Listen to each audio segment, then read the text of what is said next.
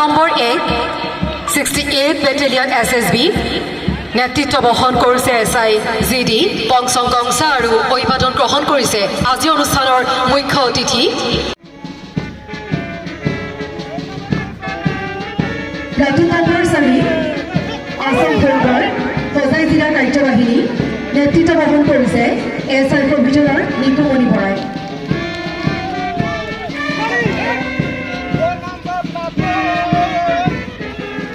অসম চৰকাৰ মাননীয় মন্ত্ৰী শ্ৰীযুত কেশৱ মহাজন আগবঢ়ায় লংকা মহাবিদ্যালয় নেতৃত্ব বহন কৰিছে ৱাৰ্ণিং ফ্ৰান্সিয়ে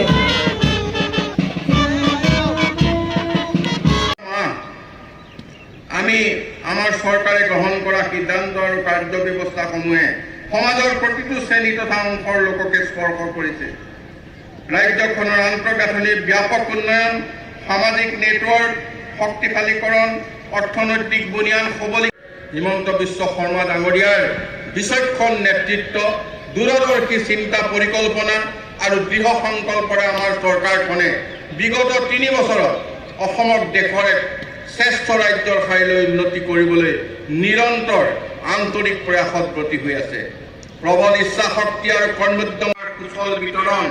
সাংস্কৃতিক ঐতিহ্য আৰু চহকী ইতিহাসৰ উপযুক্ত সংৰক্ষণ সংবৰ্ধনকে ধৰি বিভিন্ন খণ্ডত চৰকাৰখনে সমান্তৰাল এটা উল্লেখযোগ্য কথা আৰু গুৰুত্বপূৰ্ণ বিষয় আজি অসমখন ৰাজ্যখন উন্নয়নৰ